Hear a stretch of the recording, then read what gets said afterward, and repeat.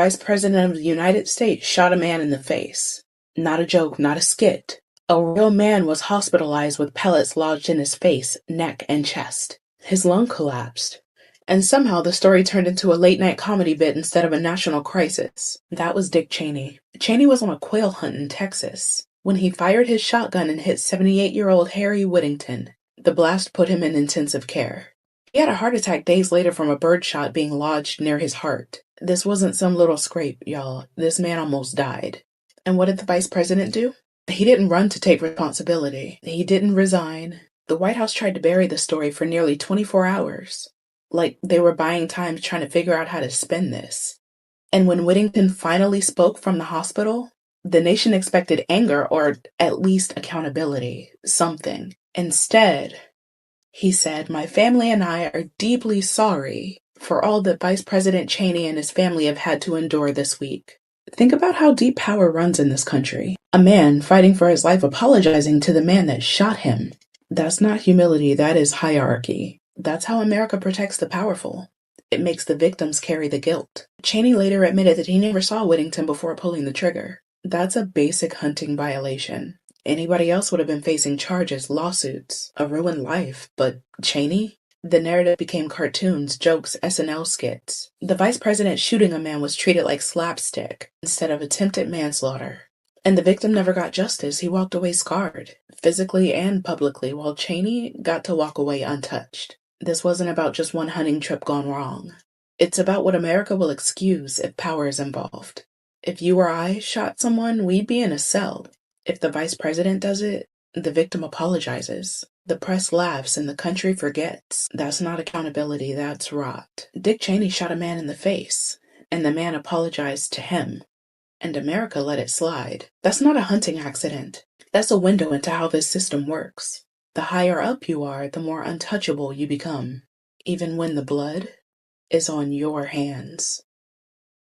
Michael, Sean, and the Takeover Legends, where the truth hurts, but also makes you laugh. Baby, tap in. Tap, tap, tap. We the worst records, baby. We about to create a perfectly horrible song. Y'all know I've been in the gym, and now all I wear is tight shirts, tight shirts, tight shirts, tight shirts, tight shirts. Yes, I do.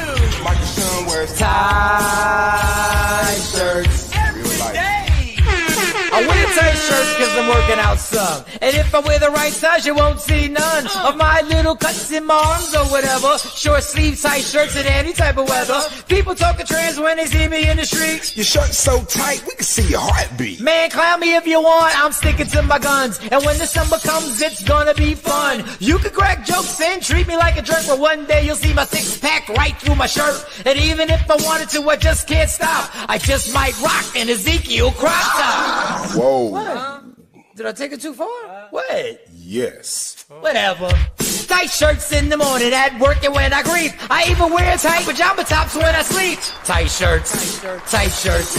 Tight shirts. Tight shirts. Tight shirts. Tight shirts. Every day. Tight shirts.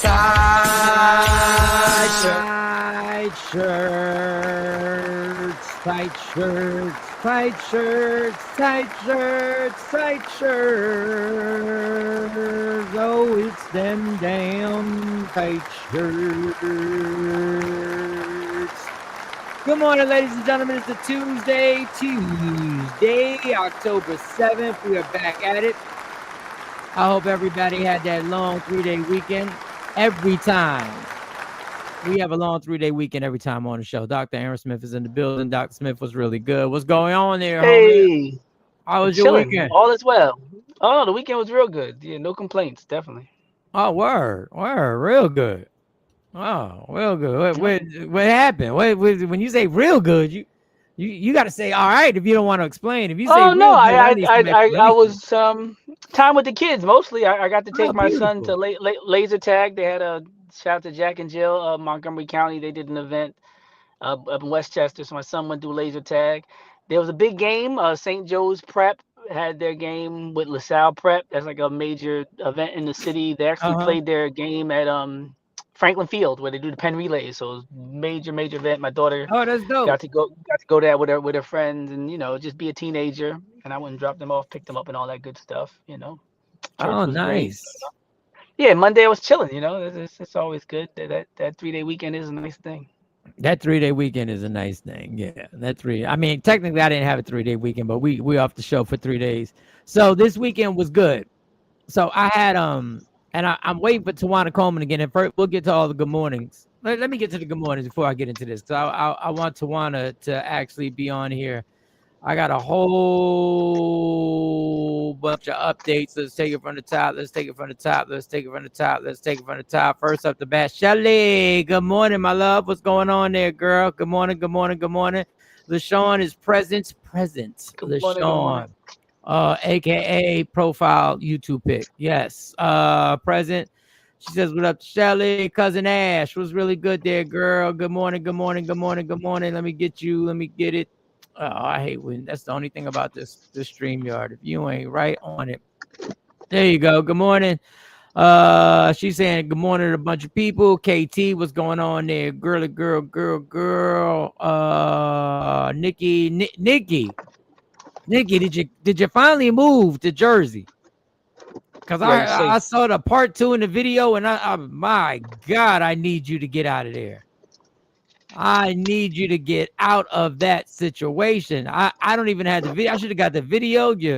Your son is legally packing heat and cops. Whoa, wait. Yeah, I mean, legally, and had a situation with the police officers putting him in handcuffs and taking him out of handcuffs and then showing him all the information and white people badgering you. Oh God, I hope you're in Jersey, mama. I hope you enjoy you got on the link last night, woke up and saw it was Saturday. Miss Parker, let me tell you something. That ain't a good thing when you wake up and you think it's Saturday.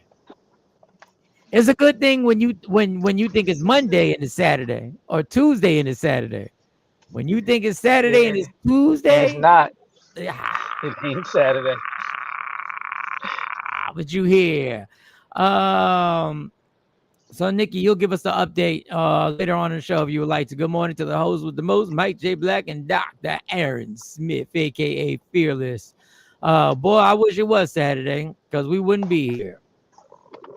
Maybe we'll start doing, I don't know. Maybe we'll start doing a Saturday show. I don't know. Maybe I'm being lazy. Maybe I should wake up and do a Saturday show. Me too. Monday was a day. Saying what's up to everybody. Cousin Ash Jane, what's up to everybody? Let me see. Anybody I didn't get. Afro Queen, what's good? No sense at all. Wow. I don't know. Did I miss a comment? Let me see. Did I miss a comment? No sense at all. I don't know what the no sense at all means. Trying to get y'all. Good morning. Miss Clark. What up, mama? Miss Parker. And we did the Diddy broadcast. I forgot to mention that. We did the Diddy broadcast. And I didn't. And C. Chung was co-signed by a lawyer who says that Diddy could get out in 9 months. Oh yes, I know. I saw that as well. Yeah, it's not gonna be as long as they thought. Yeah. Could be. And shout out to WRD. I forgot I was at the gala. How was the gala? How was the gala that we interrupted you? Oh, that was great. The mayor gave good remarks. They honored a bunch of people, in the city. Shout out to the Founders Day. So the founder of WRD is Walter Lomax, who is actually a physician who expanded healthcare in Philadelphia to Black people. Oh, and wow. actually, he worked on Martin Luther King when he was in the city before too. Like, he's a real historic figure. So they just honored him. His daughter runs the station now, Sarah Lomax. Oh, but all the big wigs were out. Everybody was looking shiny and fancy. So that was shiny cool. And fancy. Ashabu, what up, girl? Good morning. We got to talk today. Sorry, I was I gotta. Let me write that down. Tell you about that story. Oh man. Gotta write these stories down because I forget them. Okay. I was supposed to talk to Ashabu yesterday, and I got caught up. You don't have to do long shows when it's not your scheduled time, Mike. Just do quickies, 20 to 30 minutes. Oh, okay. I don't know. I don't even know how long you did. TMZ does that. They be chiming in. They'll just discuss some hot topic and some verdicts and stuff. All right. Thank you for producing us, Cousin Ash. Thank you for producing us. I don't even know. Again, can you send me the intro video, Mike? Yes, I can send you the intro video. You have my number, so do you want me to I don't know if I could just send that via text or send me an email and I'll send it to you. Gotta get you in the algorithm. Okay, cool. Mike, have seen the house Lady Jade is building. I saw it on Instagram. I actually talked to Lady Jade for like 2 hours last week. We talk every once in a while. We actually sat on the phone and talked for like 2 hours. So yeah, I did see the house. I didn't ask her. I should have asked her about the house, but we just got caught up running our mouths and catching up. Okay, so Tawana's here. Good morning, Tawana Coleman. So this weekend, I had 2 shows on Saturday. One show I had to host in Willingboro High School, the 50th Hall of Fame alumni inductees. So they had a 50th reunion basically all week long for Willingboro High School. They had the football game Friday. They had the cheerleaders from like the 80s and 90s actually cheering. And we different because a lot of them look like they can still cheer in real life, like real talk. So, they were good. Okay. And I didn't go to the game. They had an after party. They were good. They won the game. Everything was like that. Now, when Tawana booked me with this, I said yes. Because, it was some money. I said yes. But honestly, Doc, waking up that morning, I didn't feel like doing this shit. Like, I keep that money. It's an awards. It's like an awards. All I heard was alumni inductee Hall of Fame. I was like, it's gonna be one of the best. Not that I didn't want to do it. It's just I wasn't enthused. Like when I woke up, I wasn't thoroughly enthused. Like, I'm going to do this show. So me and Tawana meet up. And, I had to get a little dressed up or whatever. So me and Tawana meet up, and when I get there, they said it started at 10. Well, the people were there. The people were there at 10 in the morning. It was there. They was there. So now I'm like, damn. Now there's a lot of people in this bitch. Now I gotta perform. It's grown folks. Grown folks on time. Yeah, it's grown folks. So they on time. And so then the principal comes up to me. They give me the program. They got the bios. They got all the inductees and I'm seeing people that I recognize their face and they recognize me. And I'm like, okay, things are turning. It's a beautiful day outside. That should have gave me an indication because it was a beautiful day outside. It was nice. So long story longer, this event turns out to be so amazing. Like it turns out to be so amazing. And I get up there and I open it up and I don't know, maybe because I've been in comedy mode and I've been like my set is so stuck in my head now that when I get up there, I say what's up to you, but I jump into it. Like I jump into the beginning of the set. Yeah, like, tell jokes. Yeah, but I'm not even thinking is anything inappropriate in this set. I'm on an automatic pilot. I'm on, so it goes well. Nothing inappropriate comes out. It goes well. Okay. They ready to go. They laughing. We having a good time.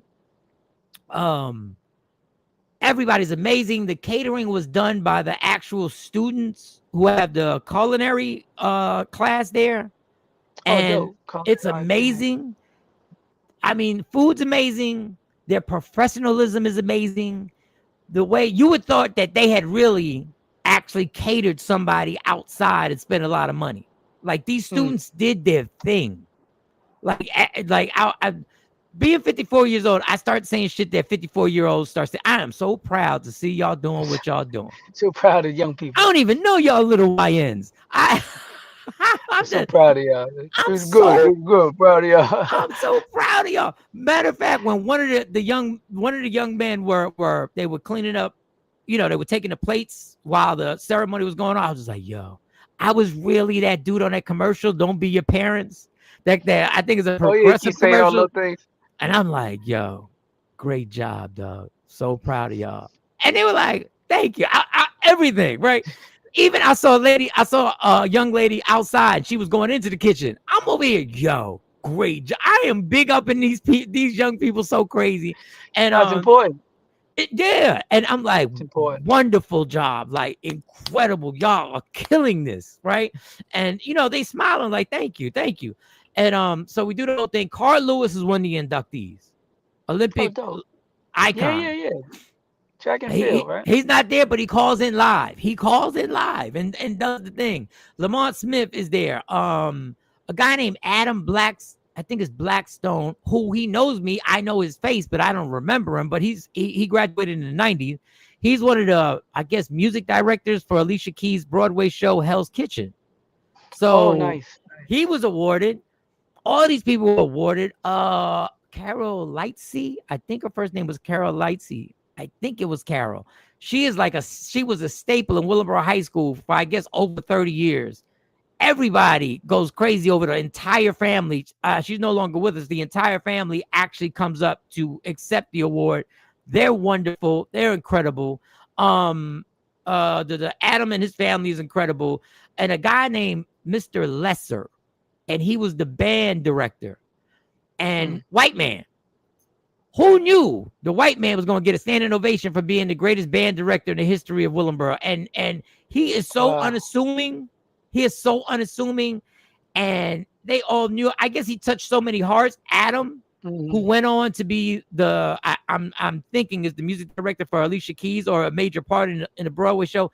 Adam actually thanks him for his success because he wanted to play the drums, and he was changing to playing the bass, and he was taught, and all this mentorship that went on. And Willingboro in general, the township, has a reputation that has been, some of it has been well deserved, but a lot of it has been the propaganda of we're going to label Willingboro what it is.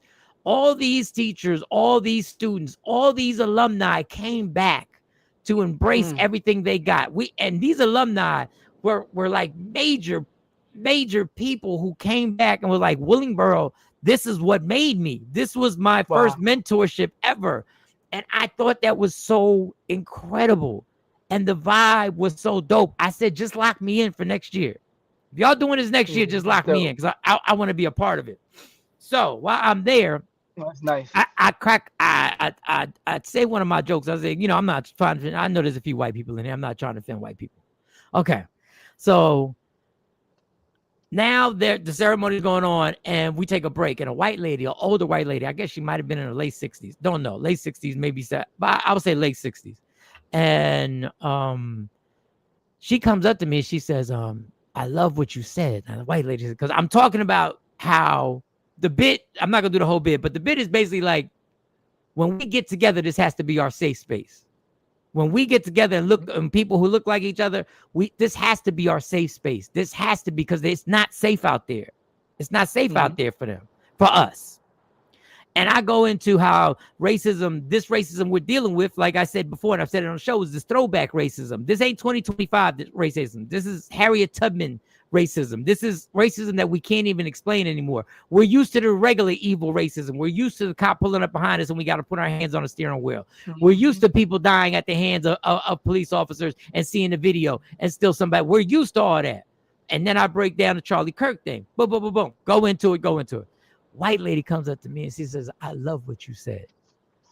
She said, I just wanted to add, is there any way you could tell them that we have to vote him out? Right? White lady says that, right? Vote him out. I'm like, all right, I didn't get to go back up because things got hectic to actually say that. But then this is what fucks me up. She says, you never have to apologize to us. Talking about white people. She says, we know what we did. What the fuck? Yeah, they said they used to eat people and all that stuff. Like they would know that stuff better than us. Like after the lynchings, they had barbecues and stuff. Yeah. Doc, she said it with the venom on the other, like the way we would say it. She said it. We know what we did, and she was like, "I dare somebody to get offended." I said, "What the fuck?" It just caught me. Doc, maybe you've experienced that. No, their grandparents talked to them. The guy who talked about using black people as alligator bait, the Lest We Forget Museum in Philadelphia, Ragsdale, he's the guy who blew that wide open. He said he went down south, he talked to a collector in the store, and the guy knew he was sincere and called him back over the same way the lady talked to you and basically said, this is what my grandfather told me they used to do. They used to go grab the black babies. They'd use them as chum, right? They'd throw the black babies in. The alligator would bite the baby. Would let them hit and kill the alligator. So, and if you Google alligator bait, you can see pencil sharpeners. You can see advertisements for licorice and candies. Will be black babies and little crawling, and alligators about to get them.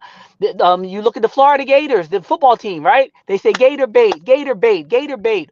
Why are people gator bait? What's the history of this? Why is that a thing? Why is that your call when you're at the football game? Why are you yelling gator bait? Because black people were used as alligator bait, and they keep acting like it's a myth and an urban legend. But if you Google it, I could probably show it later. I'm talking about toys, postcards, pencil sharpeners, poems, children's stories of black people used as alligator bait. But that's how it comes out. It comes out when the previous generation gets comfortable. So the white people hear things that we never hear. And when you look online for memorabilia, whether it's Ku Klux Klan memorabilia, like KRS-One said it famously, where are all the robes? Right? There's hundreds of thousands of people marching. Why don't you ever see a robe in a thrift store? Where are the Klan robes? Right? People have these things in their houses. So just because you come over and they don't have it out, they have it. If you look on Etsy and eBay, they're selling all this stuff, lynching postcards, all this other stuff, KKK pins and all that. So if you live in it, you know on a whole nother level, not just going to Black History Month assemblies. They know because they live in their house. It blew me away. It blew me away to have somebody say, you don't ever have to apologize. Don't ever apologize. She was basically... Grandpa probably told her what to lynching or something. Grandpa probably said, this is how it used to be. She was basically telling me, man, subtract that. So, and you're right. Subtract that part. And add the voting and throw the voting in instead. Swap it out. Don't apologize for anything. Take out the apology, put in the voting appeal. Yeah. And I don't know if you notice this, but older people, especially older white people, when they want to tell you, and I guess I shouldn't say white people, because when they want to tell you, they lean in even though they don't know you. Yeah. Personal space. Yeah. That's how you know. The personal space goes, and she's like, we know what we did. And I was like, what the?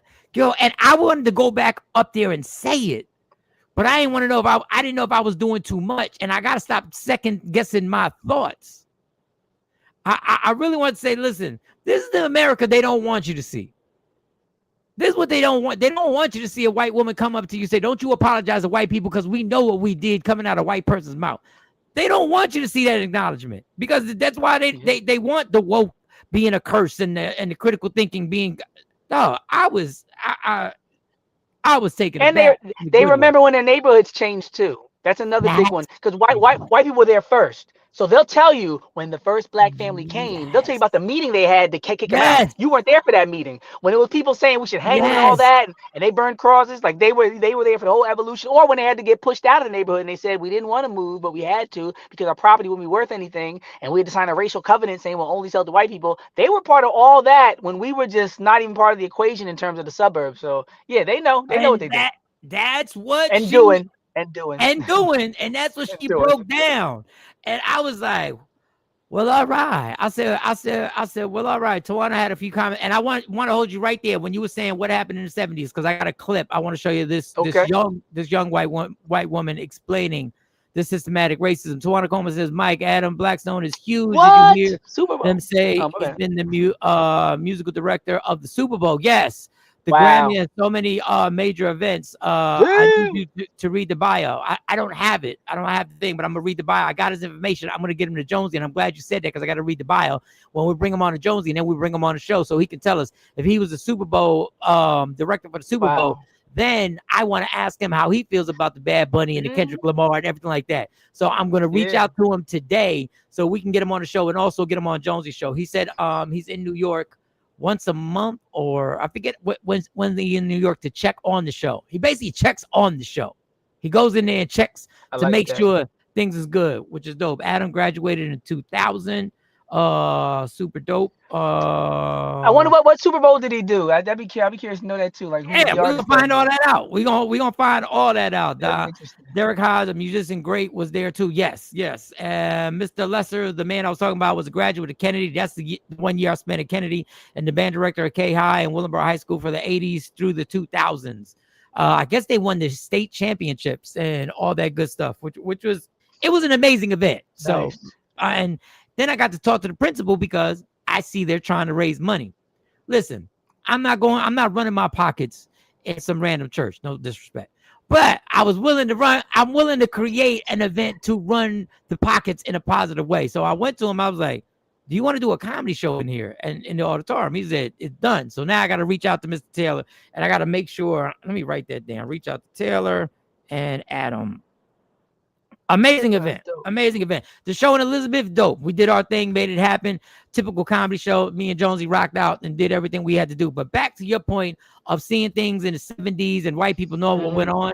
This white lady, and let me make sure I got this queued up, young white lady, is honest about why it was different for her family being white in this country, and how somebody who, I don't want to, I guess average, I'll say average, of average, average white man, and what benefits he had of being white in this country. Oh, yes.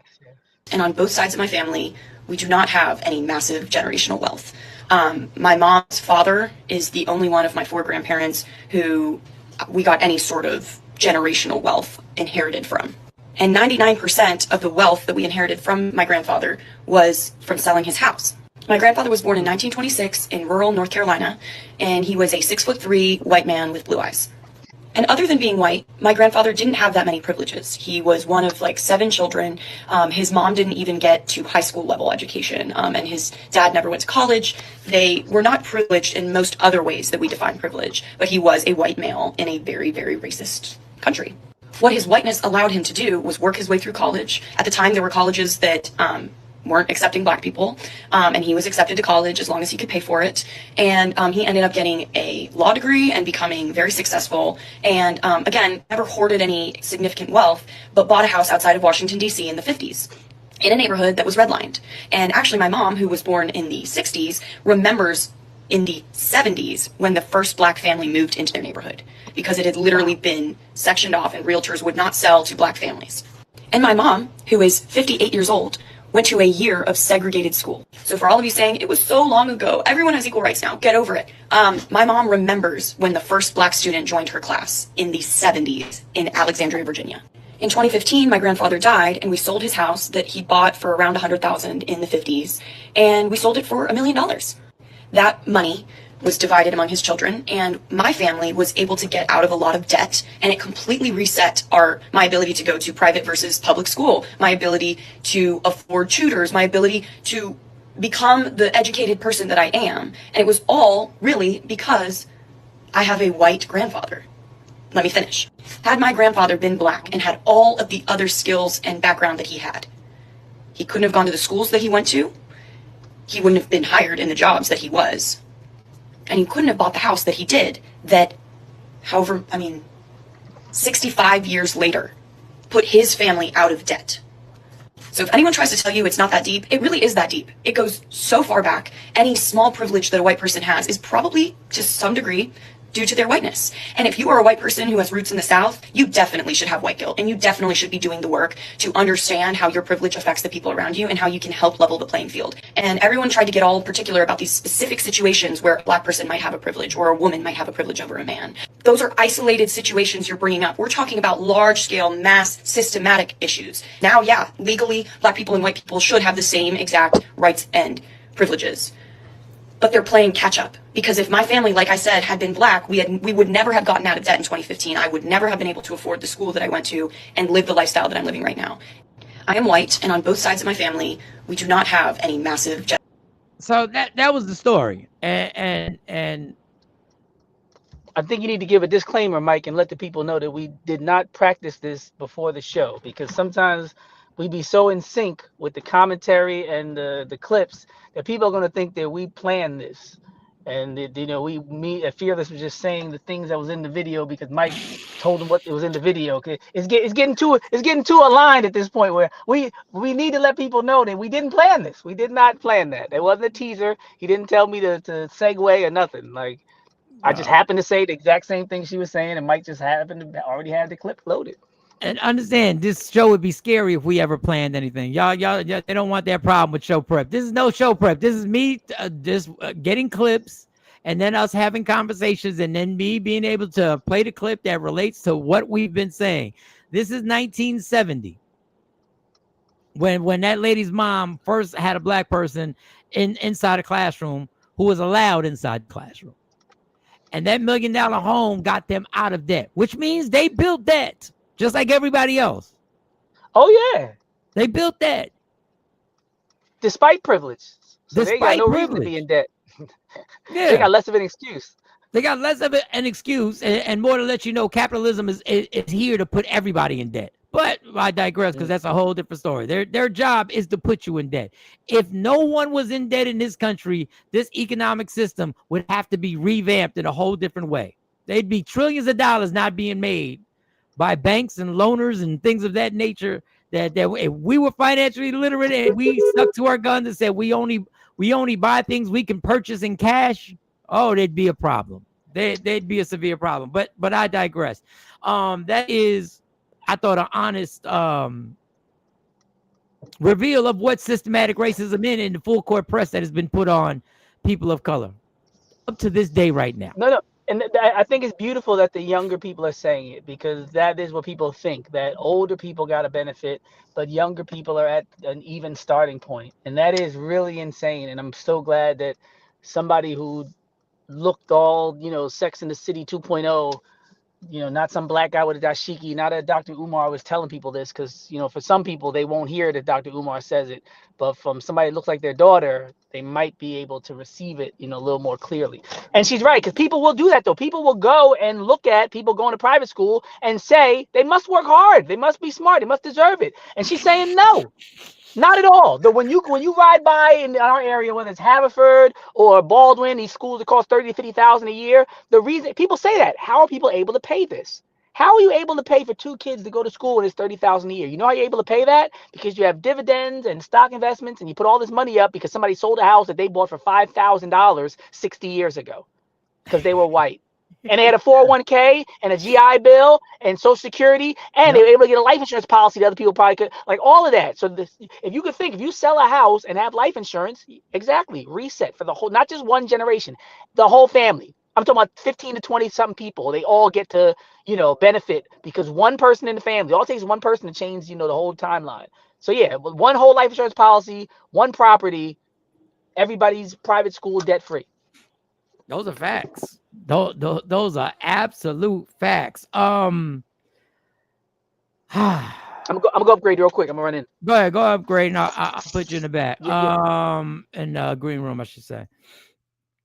I'm trying to think where to go to. Where to go to next, y'all. I'm really trying to think where to go to next. There's so much in the stash right now. There's so much in the stash, and I don't know where to start with this, man. I'm glad someone her age could see that it wasn't a long time ago. Absolutely. The saying, evergreen, there are white people and people that happen to be white. So just so happen to be white. Okay, got you. I kind of want everybody here, when I start trying to figure out where to go with this.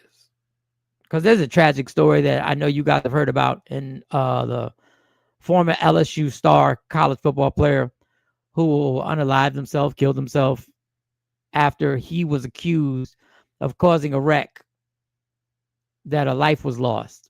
And the media ran with it. Kyron Lacey, they ran with it. They ran with LSU. He was supposed to be in the draft. He was uninvited to the NFL draft. He was going to be highly drafted by the NFL. He was going to change his family's life, financial life. And then he was framed into causing an accident that it's now come out that he didn't cause. The lawyer who worked with him spoke at his funeral and said, I just needed him for one more day. I just needed him here for one more day, because the lawyer believed he could prove his innocence. And in that, I'm paraphrasing, he said, I just needed him for one more day, but God needed him sooner. And this lawyer is not stopping. Now we realize that a police officer tried to pressure a civilian into falsifying a statement in which he was trying to lead the witness to sign a statement. And it's on his body cam.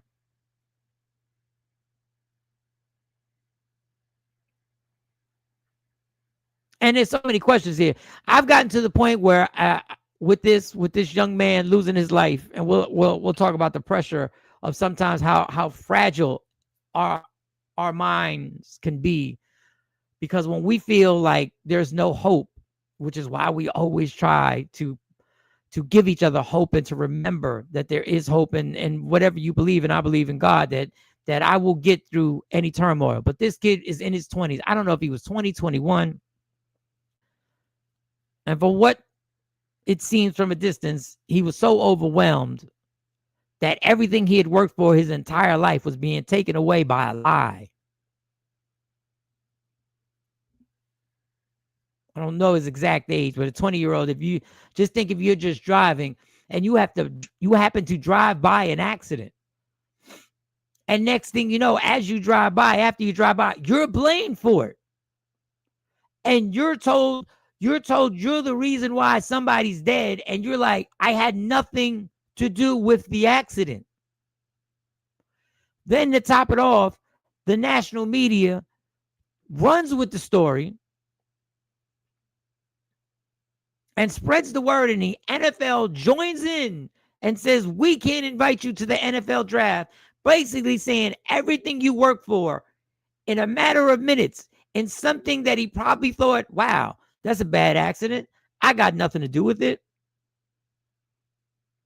Everything's taken from you for that.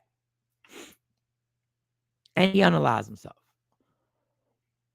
Well, the lawyer is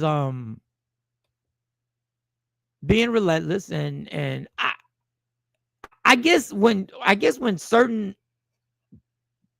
people in the police department or whatever powerful establishments you work for, I guess sometimes you are so, when things become so common of you setting people up and ruining people's lives, that you leave the body cam on.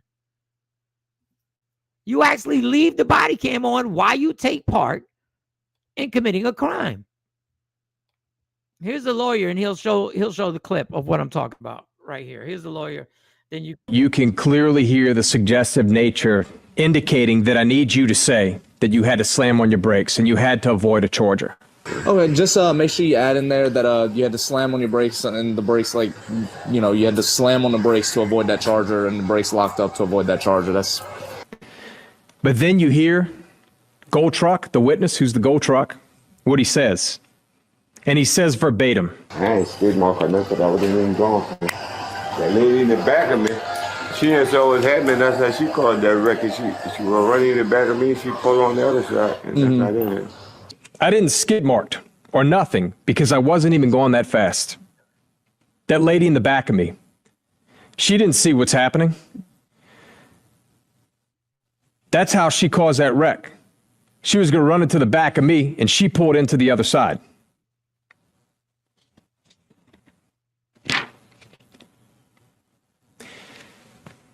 But there's a bigger problem. I then obtained the actual written statement.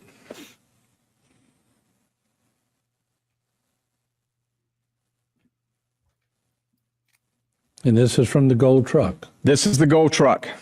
Now, after the statement we just went through, notice I've obviously redacted names, addresses, and the cell phone number in fairness to the individual who is Gold Truck number one in oncoming traffic. See, the problem with that statement is it is in direct contravention to what was said minutes earlier. It's not written by him, and where it says signed, it's not signed, it's refused. So it's refused. He didn't sign it. But somehow or another, that little piece of evidence wasn't dispersed throughout the media.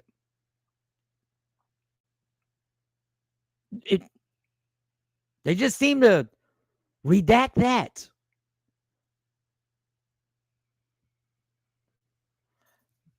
There's a witness that says she caused the accident.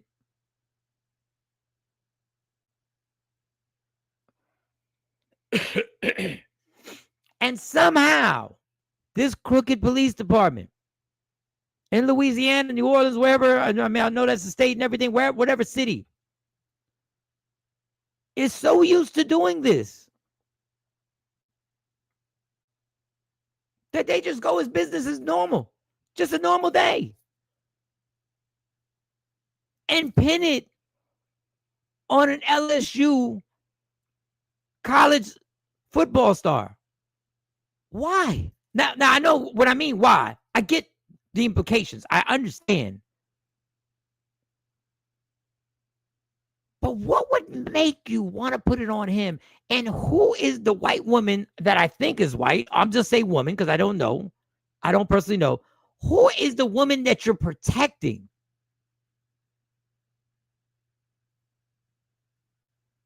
That made you risk it all to try and coerce somebody to sign a statement that you were telling the person the story to write with the body cam on.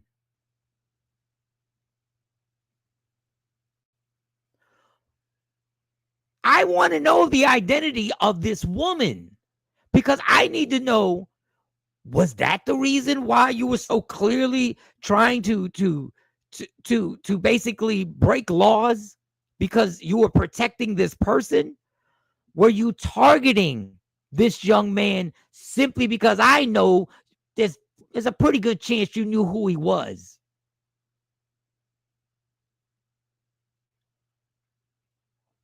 And then to the media. You know, it's funny. We'll believe anything if you put a black face on it. That story runs without, you don't need no background. And I'm not talking about TikTok. I'm not talking about Instagram. I'm not talking about YouTube. I'm talking about the national media who just ran with this story because all I heard was a black superstar LSU football player has caused an accident that killed somebody.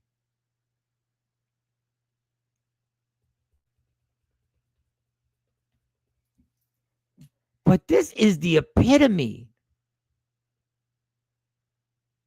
of gangster corruption. You can clearly hear the suggestive nature in when you lead. Don't forget. Locked up to avoid that charger. But then you. Let me just bring that back. You had to slam on the brakes to avoid that charger, and the brakes locked up to avoid that charger. But then you hear, go. This is remarkable. Make sure you add in there that you had to slam on your brakes and the brakes. Make sure you add in there. Just make sure you add in there that you had to slam on your brakes and the brakes, you had to slam on the brakes to avoid that charger, and the brakes locked up to avoid that charger. But then you hear, Gold Truck, the witness, who's the Gold Truck, what he says, and he says verbatim. I ain't skid mark or nothing. I wasn't even gone, man. That lady in the back of me. She didn't know what was happening. That's how she called that record. She was running in the back of me. She pulled on the other side. And I didn't. I didn't skid marked or nothing because I wasn't even going that fast. That lady in the back of me, she didn't see what's happening. That's how she caused that wreck. She was going to run into the back of me, and she pulled into the other side.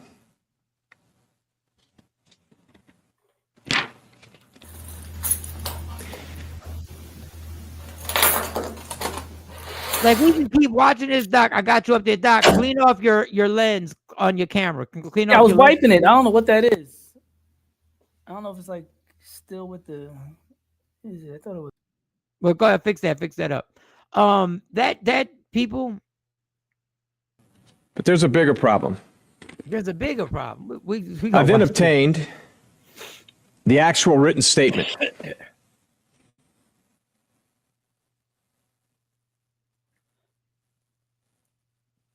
And this is from the Gold Truck. This is the Gold Truck.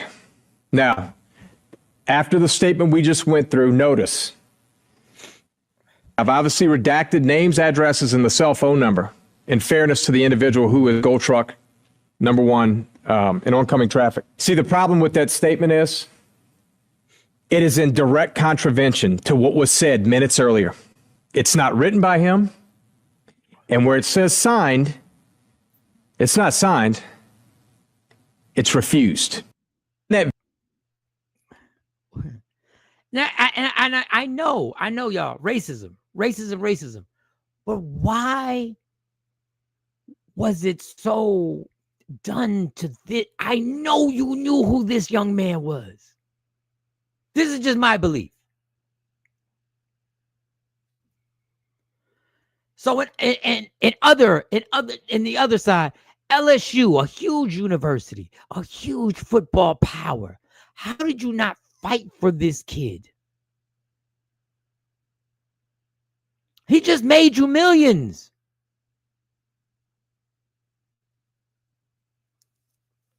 And you left him out there to hang.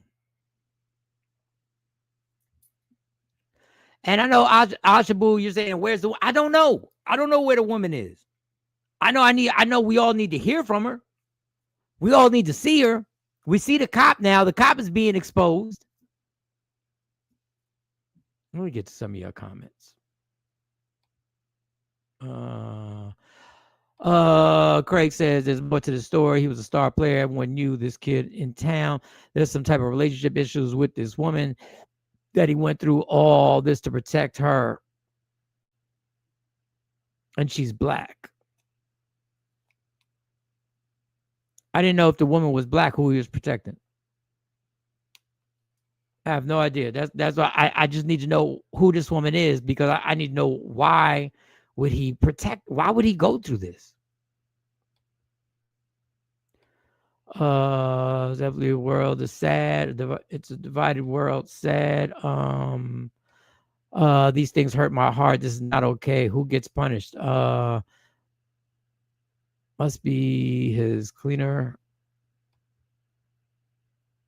I don't know. Edward, privileged people. It's not rocket science, people. I just said, I get that, but I want to know, why were they targeting him? That particular, they could have targeted anybody else who could have been a lot easier target than somebody who's a celebrity, who may have access to one individual who could lead. You could do this. Why take the chance on this individual? And if that's the case, if it's a target, you should check to see if Leonard B has an alumni event. Oh, I don't know, Stace. I don't think they're going to be calling me to be an alumni, but thank you. Craig said, I'm furious with the female that caused the accident. She knew the truth and stayed silent. She needs to be held accountable also. Even after this boy committed suicide, she should have told the truth. Well, I guess she's scared to go to prison. So I mean, I get it, but I understand it when you're met with prison and somebody else is going to take. I don't know what you do. I can't call what people should do in that situation. You're right. The right thing to do was to say I caused it.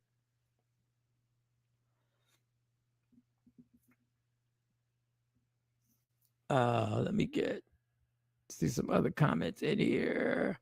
Cousin Ass, this is America. Crazy Sag. Johnny, what up? What up, Australia? What's going on? I wouldn't stop either if I was the lawyer. That's insane. Yep. The video said he was 100 feet away from the accident. 100 feet away. I forgot. I'm just learning the situation when I saw the video. Disbelief despite knowing better. Let's see what else we got. Her name is Brianna. She's black. Why would he protect her? See, now I'm thinking, if she's black, she's not protecting her. They were just targeting him.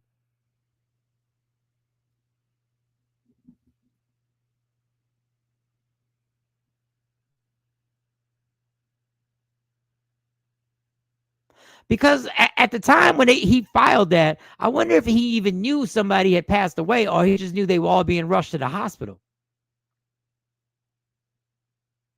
That I don't know. I don't know if at that point he was still at the scene. So how could he have known? I don't know. If she's black, maybe she is police associated. Cops are cops' wife. Send me the pic. Yeah, send me the pic. Because we need to know. We definitely need to know. And you can clearly hear the suggestive nature indicating that I need you to say that you had to slam on your brakes and you had to avoid a charger. Okay, just make sure you add in there that you had to slam on your brakes and the brakes, like, you know, you had to slam on the brakes to avoid that charger and the brakes locked up to avoid that charger. That's. But then you hear Gold Truck, the witness who's the Gold Truck, what he says. And he says verbatim. I ain't skid mark or nothing. I wasn't even going, man. That lady in the back of me, she didn't saw what was happening. That's how she called that record. She was running in the back of me. She pulled on the other side, and that's not in it. I didn't skid marked or nothing because I wasn't even going that fast. That lady in the back of me, she didn't see what's happening. That's how she caused that wreck. She was going to run into the back of me, and she pulled into the other side.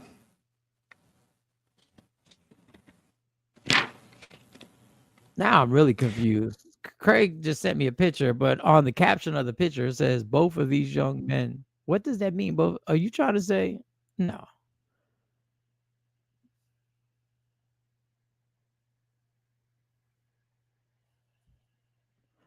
You showed me the for those. Okay, so he sent me a pic of the police officer, and that's the obviously young lady right there.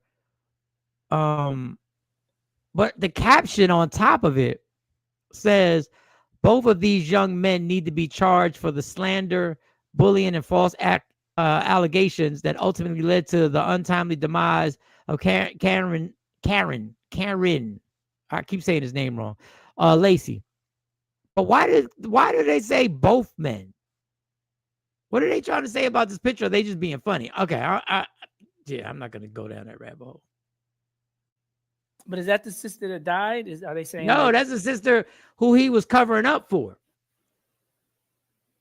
So did they know each other? Is that what they said? But this caption is making it seem like they're calling both people young men. I don't know if they're being funny or they're trying to say something with that. No, the internet's always. So you never know. Is it Tyler Warner? That's his name. Yeah, I think that's his name. Tyler Warner. Yeah, WERNER, right? Are they saying that? Are they trying to say this is a transgender woman? Is that what they're trying to say? Either way, he needs to get locked up. Like ASAP. He needs to lose his job. Like there's some things that's that moment. This is the moment that even explains why Black people aren't involved in nothing now. Because there's always what normally happens, and then there's this moment where everything that normally happens doesn't happen, and things just start floating around where it's like, hey, normally this is when somebody would get fired and arrested and start to, pretend he's Diddy. Like, come on, y'all know what to do. And it's always this moment. And this is the FU moment. This is how you make YNs. This is how you make people that are disenfranchised. This is how you make people that are college professors and NFL hopefuls still know that all it will ever take is for one white person with hardly any evidence, if any, to lie, and your life is destroyed or over. And I don't think, even when we talk about the whole woman-man thing, this transcends race, class, or gender. A Black woman could lie on me. A poor white could lie on me. A police officer could lie on me. I don't think anybody understands. Just like we said, what Black women go through, people understand. There's something that Black men go through that's like, yo, y'all don't understand. I can do everything right my whole life. I can be in the top 1% of anybody when it comes to what I do. If a no good for nothing, 3 teeth in their mouth white person just says, I feel like lying today, it's all over for me. You know how hard it is getting to the NFL? They always say 1% of 1% getting to the NFL, right? He was on that track. He was the best of the best. Of the 8 billion people in the world, he was one of the best. He had obviously done everything right, or they would have reminded you of his criminal record when this happened. He wasn't doing anything his whole life. All it took is one person who couldn't even make it probably on the varsity team to be like, this is what you should say. Just say. Didn't check the cameras that would have exonerated him. All the witnesses, nobody said, I can't do this. I don't think people understand that level of pressure when you go out into the world every day knowing that anybody, a white man with a felony got a better chance to get a job than me with a PhD. Like this is crazy. I think this is really emblematic of why people don't care, why people don't get along, why people aren't engaged. Because if that's all it takes to ruin it, then F it. I'm not spending 20, 30, 40 years of my life working out for 3 to 7 hours a day, knowing that somebody could just be like, he was there. Was where? No, I'm not saying it's right. I'm not saying give up. I'm here. I'm in the fight every day. But when I see people, when I go to work, you understand. I see people stand on the corner. Yeah. I completely get it. I get it. I don't like it. I look at them with disappointment. I wish they were part of the struggle. But I know for a fact, they're like, yo, we're living today. I'm getting paid $1,000 today, and I'm going to ball out today, and I'm going to live right now. I'm not paying no taxes. I'm going to enjoy my life and my money and my women and my cars, and I'm going to have my life. I'm not going to wait 30 years so some white person might be able to take it from me. I never get to live my dream. Rest in peace to the brother. Like, and before, and I'm gonna say this on the same token of what you're saying. When people are like, why would he unalive himself? He had the lawyer. Why would he unalive? People, your mind is so fragile. If you believe that there is no hope, if your mind is telling you there, if your mind is filled with there is no hope, that is the reality. There's no hope. There's no way out of this. Mm-hmm. They've taken everything. And he asked his mom, why do they keep believing I did this? So people need to understand that your gullibility and your stupidity is destructive.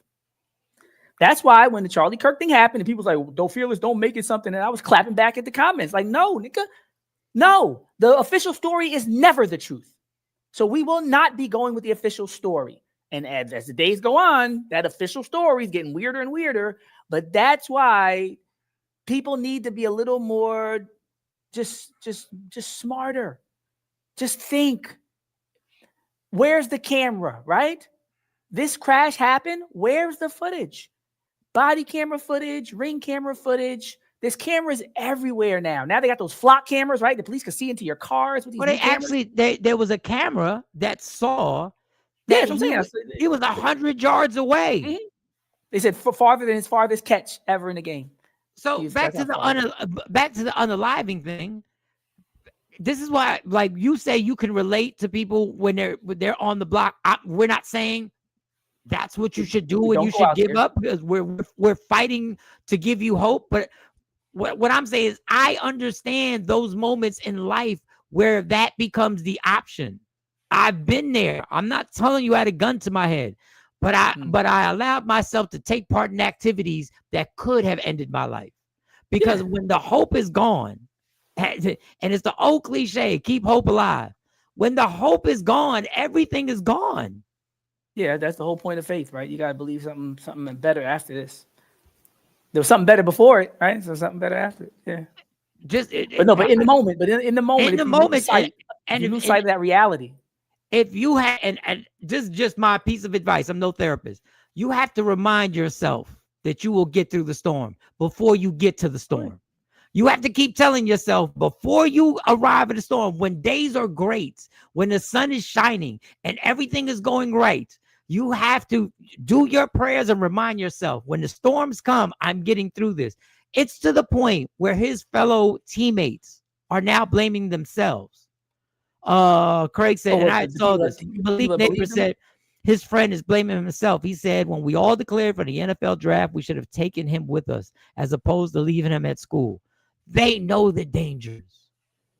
Well, I'm about to say, if they had done that, then it could have been a whole Kaepernick thing where, remember, they started going at the friends. Well, no. I'm telling him before the car accident ever happened. He's saying he left the year before, and he's blaming himself. We should have taken him and said, come declare with us instead of him staying another year in school. Again. Oh, I got you. Wow, I didn't. Okay. But wow. but Malik, how could you know? Yeah, you can't. You can't do the you can't. What if you can't? What up, Envy?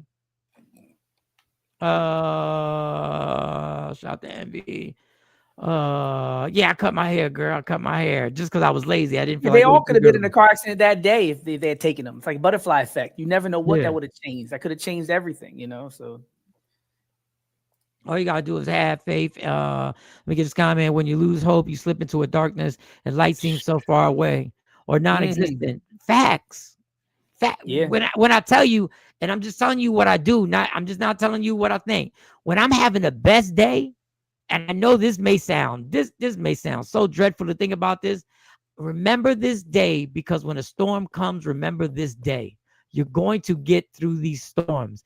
When you're in your 20s and somebody takes everything you ever worked for, and the NFL says, and it's unfortunate, but when the NFL says you are uninvited, I can't imagine what he felt like knowing What was the accusation? Because that he caused the accident. No, but they weren't saying he did it on purpose. I have no idea. I felt the same way with Brandy's situation, and even with Holly Berry. It's like, yo, sometimes people are intoxicated. Yes, there's accountability, and I understand all of that. But if you're not doing this with malicious intent, if it's not like intentional vehicular homicide, like, okay, he doesn't get to work.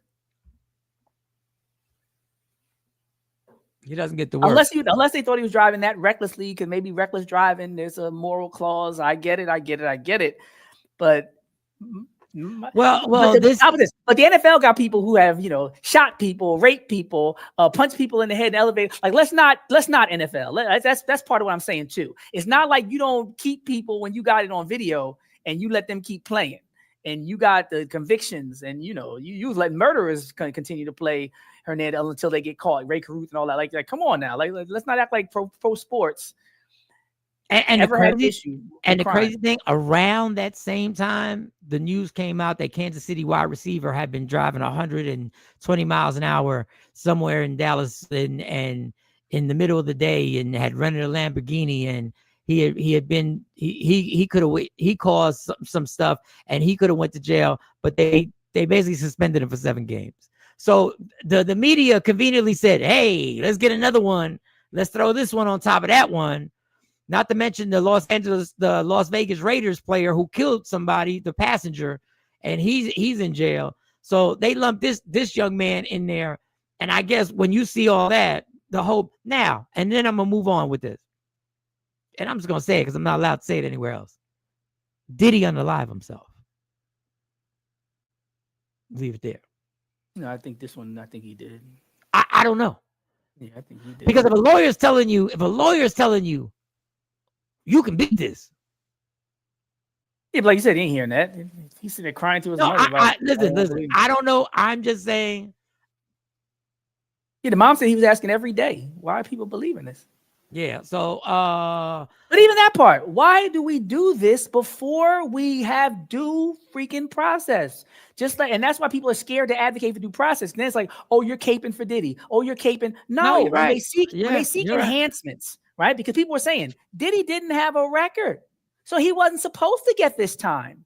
Normally, again, every other time people get into tragic situations and they have no record, there's an expectation of the sentencing. And a lot of legal people were saying that. Don't care how you feel about them. No record, get in trouble.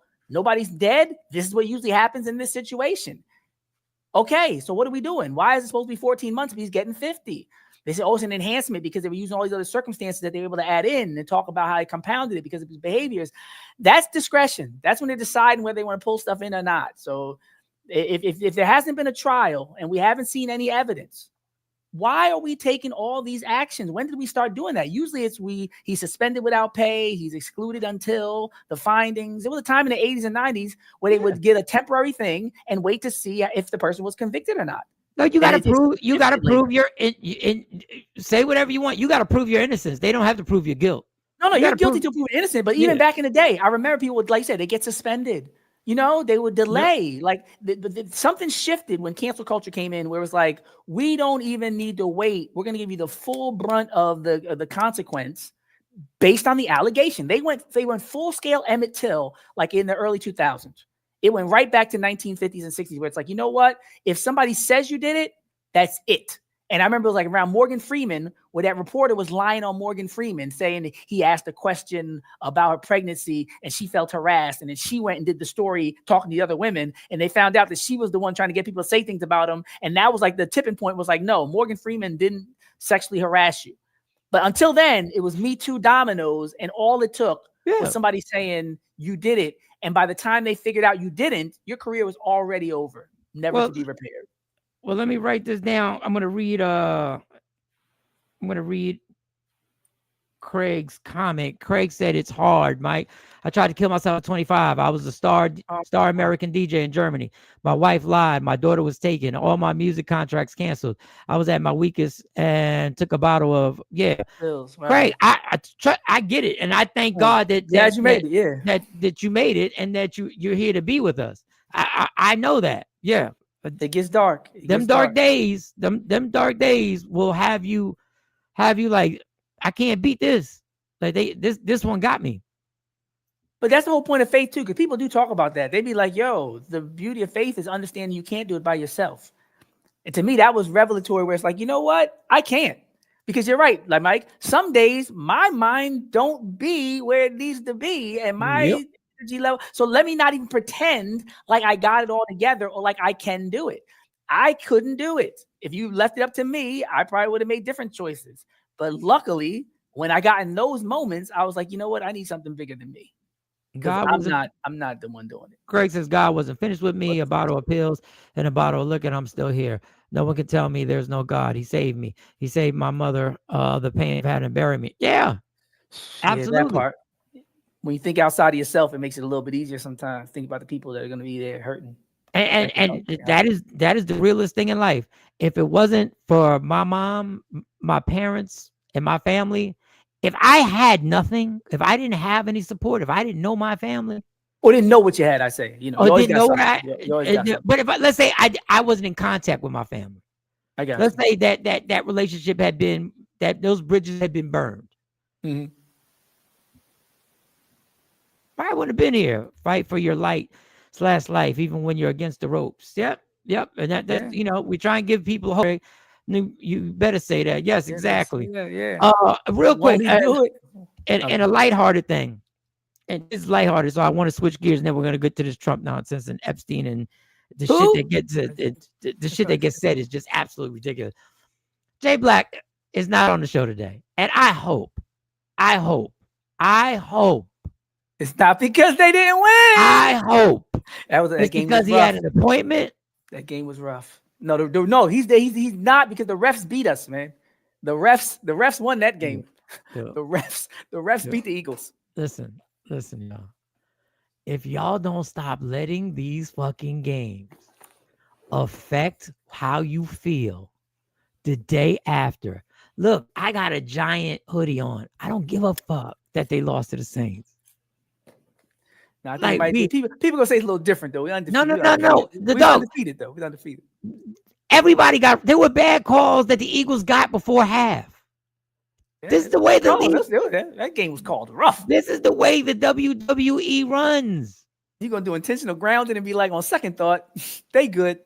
Yeah. It was like, wait, the ball. Somebody was in the area. I said, somebody was in the area. It was intentional grounding, man. Come on. Oh, that was a rough one. You're 4-1. Like this, like you have got like me and Jay gonna have a talk about it. You have got on a Tuesday, you have got to stop letting something. You're right about the Tuesday. That makes you no money. No, but Monday's one thing. Tuesday, come on. Tuesday, come on. Monday's not good either, but Tuesday, well, let's pray. It's not the game. He's good. Okay, good. We're good. There you go. He was up at 4 and fell back to sleep. Let him sleep before you popped on. Let him. I just hope it wasn't that damn game, because I tell you what, the rest is YNs. I watched it all weekend. Fearless. How many clips do I have to show about this league? Oh no, you did. You know, you were talking about it. But hey, if you're gonna write a script, write it in the Eagles' favor, man. Who's ever writing the script, who's ever faking this joint, don't do us like that, man. Just let the other team win. Don't be making so suspenseful. Dog, do you know that game that ended in a tie with the Cowboys and the Packers broke records for the amount of money that was gambled on that game? And it ended up in a tie. Well, they probably saw the spread. They probably said, we can't cover this. What are we gonna do? Tie. No matter who wins, we got to be out a lot of money. They said, I got an idea. We don't pay anybody out. All right, let's get to these. Some of this stuff. Listen, man, I don't care how used to what is going on we are right now in this country. Some of this stuff, you're not gonna make me not be a rational person. Some of this stuff, I'm just sitting there and I'm watching, and I'm just like, okay, so they pressed Supreme Court Maxine's people went to the Supreme Court to try and turn over the conviction, to try and get that we can turn over the conviction. Oh, you're talking about Ghislaine, right? Yeah, Ghislaine. They went to the Supreme Court. The Supreme Court just said no. There was no explanation. They just said no. Well, no, that's good because she was trying to get out of jail, right? She's trying to get out of jail. Yeah. No, that's a big deal. They gave no dissent, no nothing. They just said no. Yeah, they labeled that nothing else. Right? Nothing else. Full stop, as I said last week. Full stop. No, it's like when you're dealing with your kids and you go no, and they say why not? Don't ask me another question. So. No, because I said so. I said so. No, there you go. Get out of here. And now, that's his Supreme Court in large measure. It's his Supreme Court. That they're saying it. That means you're doing too far. You're asking for too much. We want no parts of being part of letting the right hand of the king sex trafficker ever, the top, the goat of sex trafficking. Now, I knew this. Michael Sean knew this. I tell jokes. I work on radio. I do this show. I have 3 daughters. I work at a UPS mail store like 8-9 hours. I do. But I know this. I know this happened. So Donald Trump was asked. He was asked by the reporter. And this is Donald Trump's answer. Yeah. They rejected today an appeal by Ghislaine Maxwell to overturn her conviction. That means her only chance of getting out of prison is a pardon from you. Is that something you're... Who are we talking about? Ghislaine Maxwell. I haven't heard the name in so long. I can say this, that I'd have to take a look. You haven't heard the name in so long. You reporters let him... He's the poster child for white privilege because nobody else gets to talk like that. Like nobody else gets to say crazy things and nobody just says, wait, what? You haven't heard the name in so long? What's that doing? Let's just go back. I haven't heard the name in so long. I can say this, that I'd have to take a look at it. I would have to take a look. Did they reject that? She wanted to appeal her conviction. And what happened? Did they reject it? I was doing overnight. I was processing people's overnight deliveries, and I was processing people doing UPS grounds, and I knew that. So you're gonna try and sit up there with a straight face, and you reporters let him. But I'm sorry. I'm gonna let it play. She wanted to appeal her conviction. And what happened? They said that they were not going to hear her appeal. I see. Well, I'll take a look at it. I will speak to the DOJ. I wouldn't consider it or not consider it. I don't know anything about it. So, but I will speak to the DOJ. Why would she be a candidate for clemency? How does the president get to say I won't consider it or not consider it? I don't know. I mean, I'd have to speak to the DOJ. I'll look at it. I have a lot of people who have asked me for pardons. I call him Puff Daddy has asked me for a pardon. But she was convicted of child sex trafficking. Yeah, I mean, I'm going to have to take a look at it. I have to ask DOJ. I didn't know they rejected it. I didn't know she was even asking for it, frankly. The Supreme Court is back. He has to take it to the DOJ to see if he will pardon a convicted sex trafficker.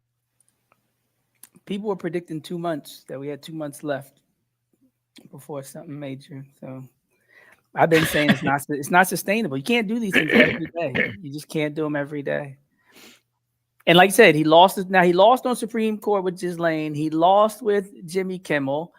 The MS-13 guy got to come back to the country. Like there's so many losses at this point. We're seeing more court legal contests and losses than we are victories. Because in the beginning, they was just grabbing everybody. He tried to get the Haitians. They beat ICE up in the middle of the street. Like a lot of things just ain't working.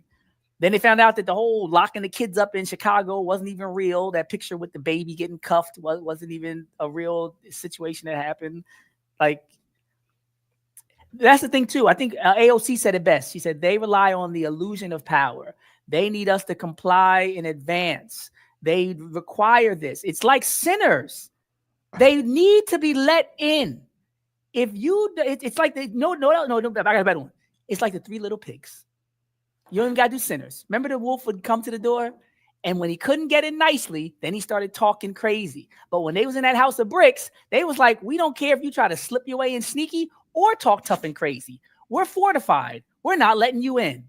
And he was blowing and blowing. That's Trump. I don't need to make it deep with sinners. I can take it to Big Bad Wolf. Trump is the Big Bad Wolf. And we're in a house of bricks right now. And he's talking tough. I'm going to ice and not nice. And I'm going to snatch up your kids in cages. Like, people are just like, bro, we're going to work. We're paying our bills. We're raising our families. You can huff and puff. You're almost 80. Keep huffing and puffing. You're going to die sooner. And I think, and especially in terms of African Americans, people caught on. That election, people put their lives on the line. They were leaving their jobs to do phone banking. Black women were given money they didn't have. Within 24 hours, she was raising millions. They call it blowing off the top. In economics, when you know that it's about to go back down, it blows off the top. It goes all the way up. We're about to get a crash. You'd rather leave someone on the table and get out, right? You can't buy the bottom. You can't sell the top. Get somewhere in the range of profit, right? Black women blew the top off. We haven't been getting treated right for hundreds of years. Our men aren't quite voting as much as us, but they are voting 80-something%. We're voting 90-something%. We're going to give our money. We're going to organize. We're going to have faith in America, despite America never having full faith and respect for us. That was it. And nobody saw it coming. Nobody saw the patriotism the black woman was showing and being like, if this doesn't work, there's going to be a response to this. And at this point, I don't think there's anything anybody can do to get black women out in the street. And if they ain't out in the street, there's no reason us to be out in the street to protect them. We're not going. So Trump picked the wrong time. If Trump had went before George Floyd, if Trump was in when Biden was in, we were all out there grabbing Gucci belts and breaking windows, he could have mowed us down. He could have did the Bull Connor with the tank. And nobody would have said a word because they should have showed all these buildings burning. Now that that's over, and we saw they were trying to use that footage to try to incite the nation against us and how it was politicized and how they're still locking people up for stealing PPP loans and all that stuff and facial recognition, nobody's going back outside. So Trump got a hard job to do now. He cannot stir us up. And without us getting stirred up, it's just another headline. Well, so his boy has to, you're down with the squad. You got to answer the questions, Speaker Mike Johnson. You got to answer questions. Charge petition that has been working its way through the building. But 77% of Americans and 67% of Republicans say they want full transparency on the Epstein files with appropriate redactions. So do I. So then how are they wrong to say that this discharge petition is the fastest way of getting there? The discharge petition is a moot point now. The House Oversight Committee has some of the toughest bulldog Democrats and Republicans in Congress. They're all working together for full transparency of the Epstein files. They're doing it right now. Why is it taking so long? Well, because they had to send subpoenas. The subpoenas go through the House committee process. The DOJ is in full compliance. 34,000 documents have been turned over already, and they're digging. Yes, but now they're digging into the Epstein estate files, which are housed in New York. The lawyers are up there on the Oversight Committee combing through that. They're about to have more and more tranches of this coming out, but they are appropriately redacting the innocent victims' names. We think as many as 1,000 young women may have been victims of this, and we need to protect them. Wait. Y'all were trying to run a narrative that there was a narrative getting run off that he was just sex trafficking for himself. Okay. They want transparency on this for their own healing and closure. So do you feel that the longer you wait this out, the harder it is for them, the people at the heart of this? We're not waiting this out. We're moving it as fast as the legal process allows, and more of this will be coming out daily, weekly, as we go. The problem we had with the discharge petition is it didn't have adequate protections for all those innocent victims. Survivors disagreed. They said it was fine by them. You heard from about a dozen of them who wanted to come forward and put their names and faces on it. But remember, we're talking about as many as 1,000 victims, and many of them. You are not trying. We know you. 1,000 victims. That was 1,000 victims, right? So that would mean you'd want to push this faster than you've ever pushed anything ever. Well, go ahead. They do not want to be ducks. They do not want their identifications, and you've got to be very careful to protect them. Government has a responsibility to protect victims who have already been harmed. But I'm for maximum disclosure. I want every page of this out. We have always been consistent in that, but we have to do both things. Too? I do, absolutely. I do believe that. Donald Trump's not implicated in this. If he was, you'd have known about it a long time ago. He wants to protect the innocent victims. He and I have talked about this. He's very passionate about that. You've already admitted that everybody's admitted that the FBI spent hundreds of hours redacting his name from it. Well, they say he's not guilty of a crime, I guess. That's why he specifically tried to be slick and use the word implicated and not as opposed to like involved or anything like that. But it gets worse. It gets worse. It gets worse. Go ahead, Mike. Go ahead. But he's for maximum disclosure, and his DOJ is shown that. They're turning everything over, and it's all coming out. So it's in process right now. Well, it all comes to a head when the House comes back and Adelita Grijalva is inevitably sworn in. Yeah. I think many people are waiting for you to do that. Yeah. Haven't you yet? Because we're not in session. But when we get back, we'll do that in regular order. And I congratulate her. She's filling her father's seat. He had a long career in Congress, and I'm sure she will as well. So we look forward to that. Ain't nobody asked about his father. Nobody asked about the father, but that person's still not sworn in. Yeah, when you swearing in, that's it. She's still not sworn in. So you remember that's the same name that the young man who had the grinder who said, Mike Johnson, we got your IPs until you swear that person in. That person in. Repeat what you said. You're gonna swear her in, right? You did say that. Let me make sure I heard that right. Look at that freeze frame. Look at his face. He look like he's lying. Let's see. Let's Sure, see and his DOJ is shown that. They're turning everything over, and it's all coming out. So it's in process right now. Well, it all comes to a head when the House comes back and Adelita Grijalva is inevitably sworn in. Yeah. I think many people are waiting for you to do that. Yeah. Haven't you yet? Because we're not in session. But when we get back, we'll do that in regular order. And I congratulate her. She's filling her father's seat. He had a long career in Congress, and I'm sure she will as well. So we look forward to that. Mm-hmm. Swear in. That's what you said, homie. He's scared of his own files coming out.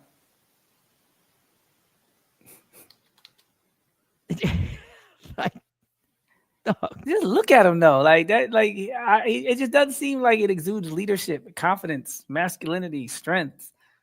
I don't know, awareness. Like, we know it exudes. It exudes. It's exuding something. It exudes grinder. It exudes grinder. It definitely exudes grinder. It definitely does exude grinder.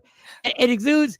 You know, the clock is ticking, and you guys have tried everything, including have Bad Bunny do the halftime show to try and get everybody distracted by any means necessary, and it ain't working. It ain't working. And in your mind, you're like, this president's going to die and he's never going to suffer the consequences, because when it all comes out, everybody's still going to be breathing and suffer the consequences.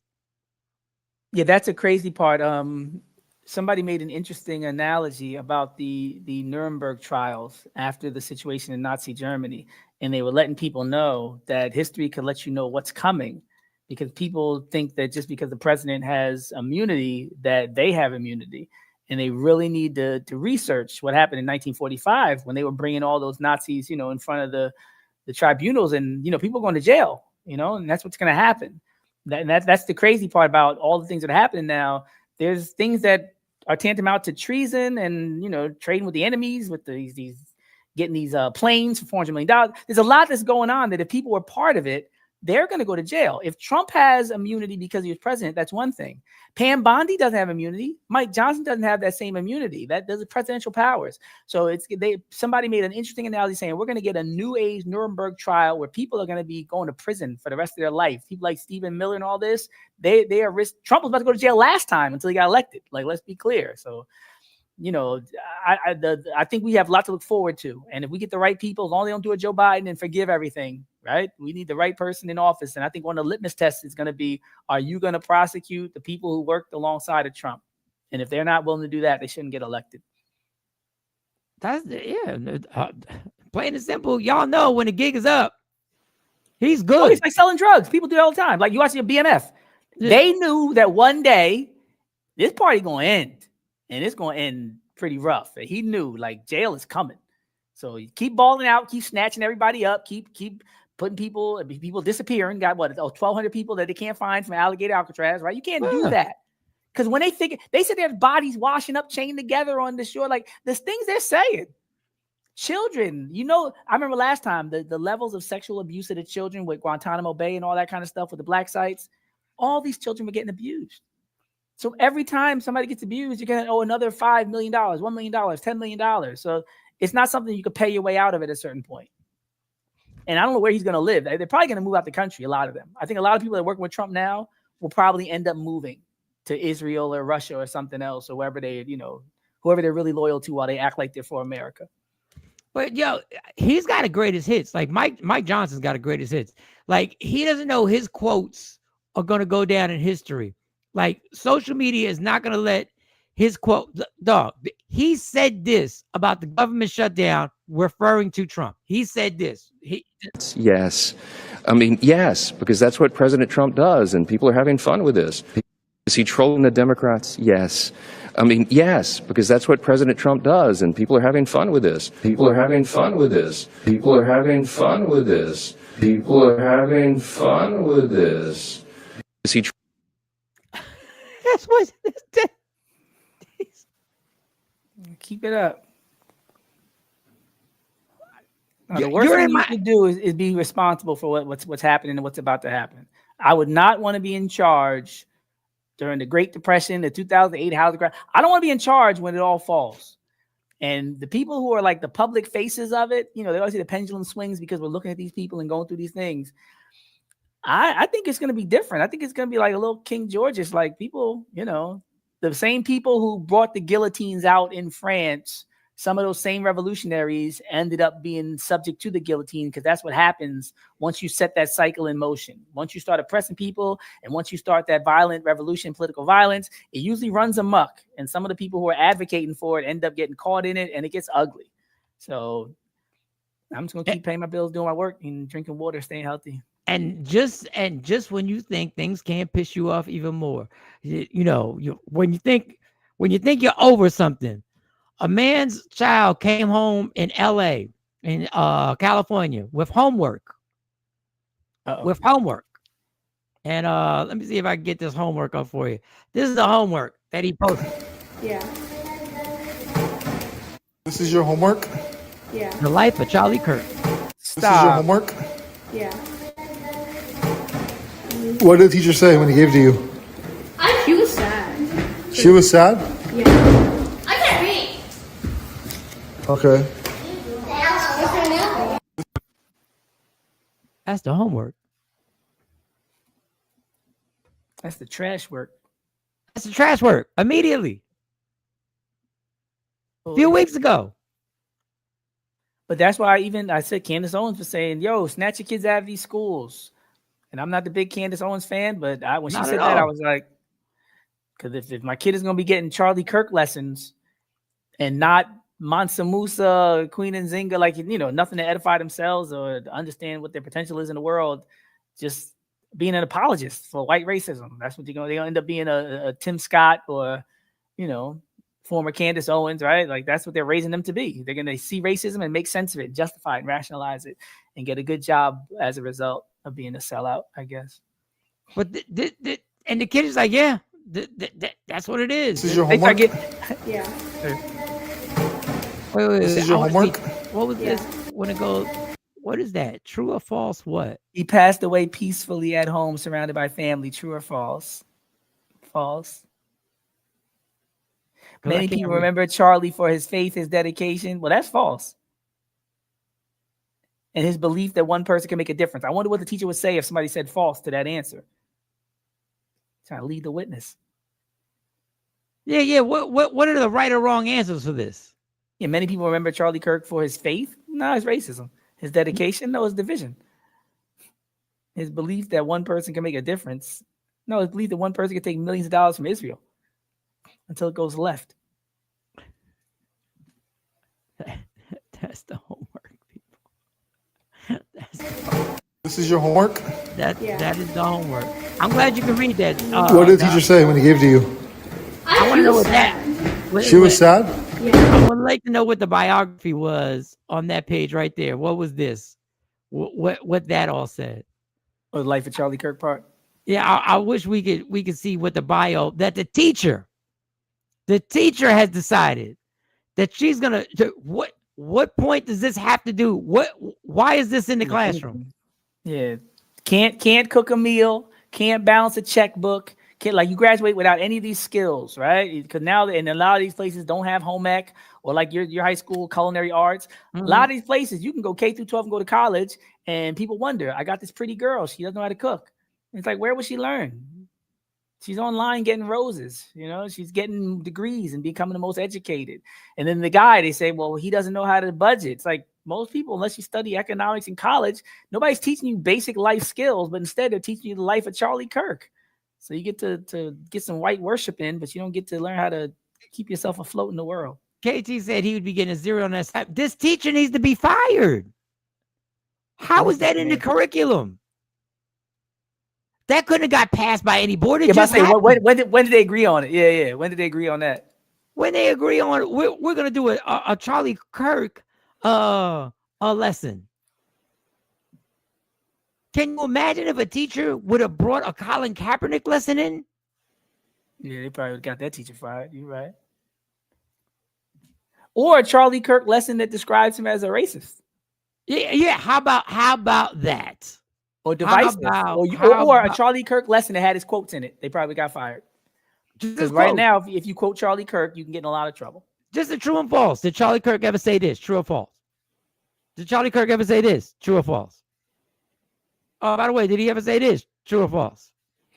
But that's the crazy part. Once we stop talking about Charlie Kirk, it's going to be over. Same way that all white town. Remember, they were like, we got an all white town. And now the word is that the all white town is shutting down and begging for government money. Because once black people stop giving it its energy, once we stop putting Black Twitter's, engine underneath it, once they couldn't rage bait us and we weren't upset about it, we didn't go to the town. They thought we were going to go outside and protest or try to pass laws to make it illegal. We didn't do nothing. And once we didn't give it any energy, it had no energy and the town crumbled. And this whole Charlie Kirk stuff, you think they really going to be doing Charlie Kirk celebrations every year? Think about this. I got a better one for you. How are those 9/11 celebrations going? Is society really changing what they do on that day? Or are they just posting? A few people go down to the site for photo ops and for political gain. The military has to go when they call them out there. First responders from 9/11 still trying to get their money. They're still trying to get their money. They got those diseases from thermite or whatever else was down there. So they're not there at those celebrations now. The first couple of years, everybody was out there. The families that wanted the 9/11 commission to tell the truth aren't out there anymore. You don't see all the families. You see a few people that are willing to play the game, crisis actor vibe, right? So if they can't even keep 9/11 going, 20 years from now, you think somebody's going to say it's Charlie Kirk Day? Good luck. Nigga, please. I don't have. Yeah, I'm sure everybody's gonna be out there for that. I do not have. Back in our day, remember President's Day? Remember how they hyped up President's Day back in the day? Oh yeah. We stopped caring. I don't know what day it is, Mike. I can't tell you what month it is right now. I don't know what day it is. I remember it when I was in school. We was in school. They was like President's Day. They had a little calendar with Lincoln's picture on his birthday in Washington. They tried to make us love that. I grew up not caring about nothing about these niggas except for Lincoln ain't really like black people and Washington owned slaves. Once I got a drop of truth, I was inoculated. And the kids are going to be the same way. Once they learn who Charlie Kirk is, they're going to be like, man, that's this nigga. I ain't celebrating none of this. And how are you going to celebrate him? With free speech? Because then we're going to use Charlie Kirk's words. So you can't do that. All you can do is mythology. I give it 3 years at best. And honestly, when Donald Trump's not alive and the Republicans aren't in power. Oh, it's gone. Yeah they might just on the books be like, that's not a day anymore. Same way he did the Juneteenth in Black History. Stroke of a pen.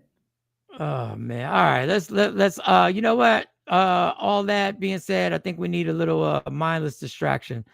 I think we need some mindless distraction, but first, let's get a little ridiculous Joe's barbecue. We ain't played Joe in a minute. We ain't played barbecue and foot massage. Joe's barbecue and foot massage. Better come down here, get some of this shit. You like to eat.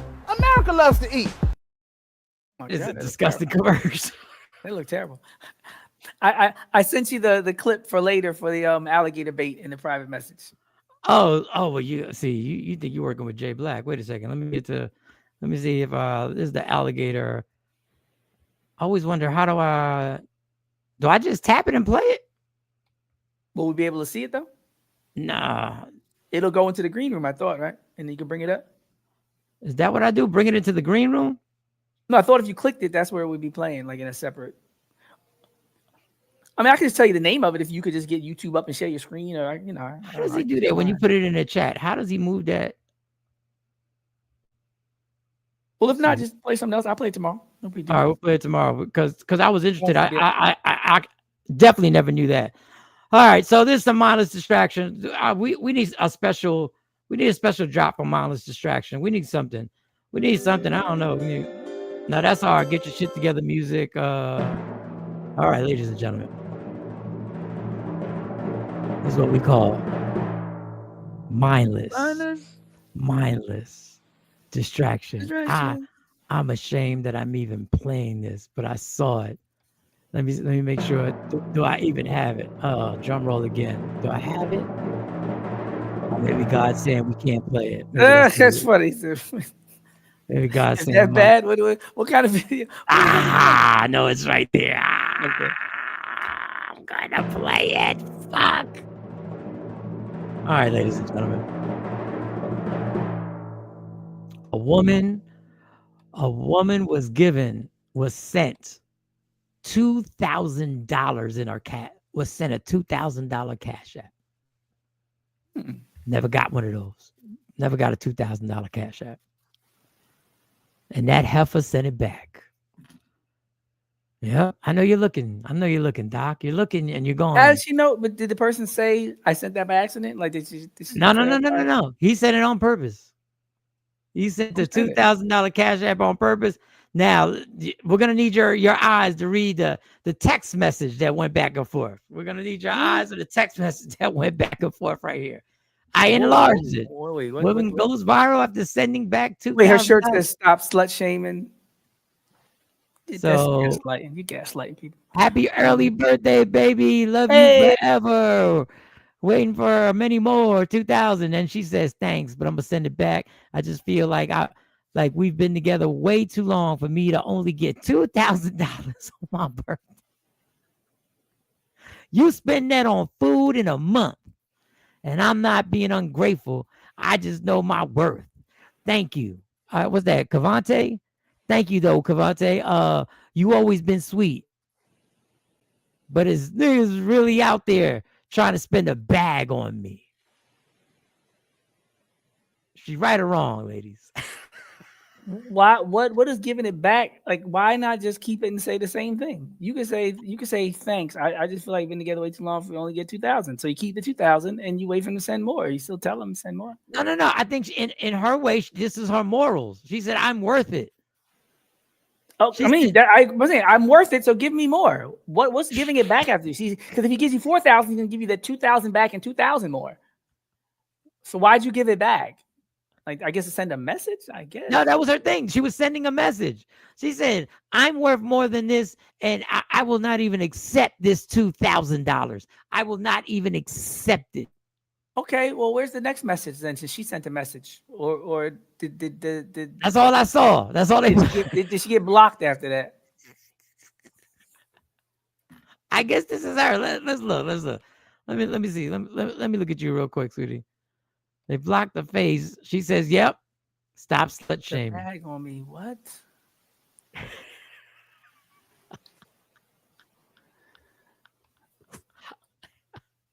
Like, who wants that guy? Whatever guy is willing to spend you dumbass nigga on you is headed for jail. Like 90% chance that man is headed for. So he's gonna get you pregnant. He's gonna go to jail. He's gonna have no money. Wait, how did we get to that? How did we get to the jail? Because I'm just thinking about men in general. Like men in general, nothing to get. We can put a picture up again. Nothing. I mean, I shouldn't say it. But I'm going. Let's bring it back. Let's bring it back. Even blurry, Mike. She cool. No, I don't see nobody like crashing into the car in front of them because she walked by. And I'm not saying she's not an attractive woman. I'm saying there's levels to this. I don't know. Mike, you already hit the octave, Mike. You already hit the octave. Once you hit that octave, it ain't that. Yeah, once you hit that octave, it ain't that.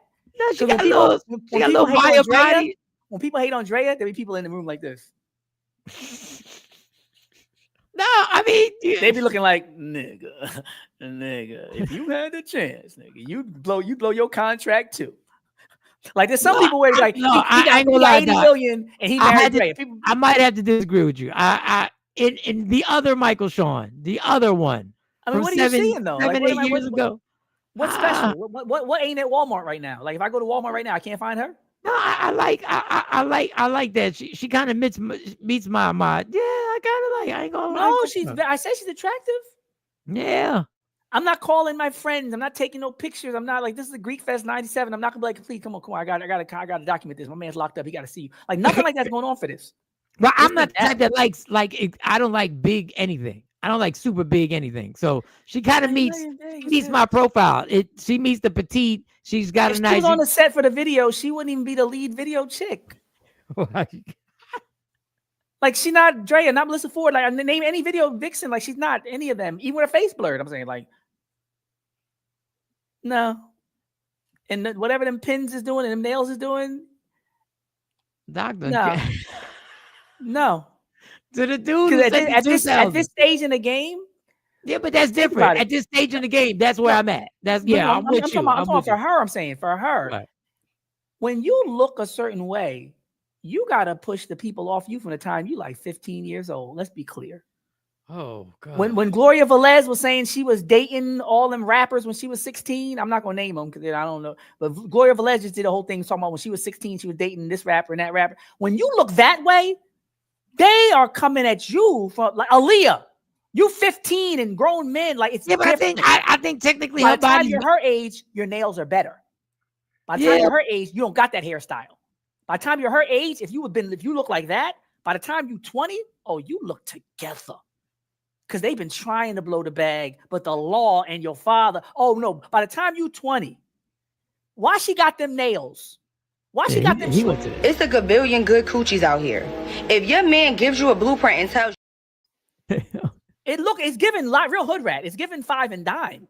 Now that I give you that. That's giving me a hint about what the face card is really, swiping for.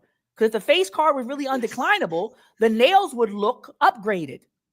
The shorts wouldn't look yeast infected. The shorts do look yeast infected.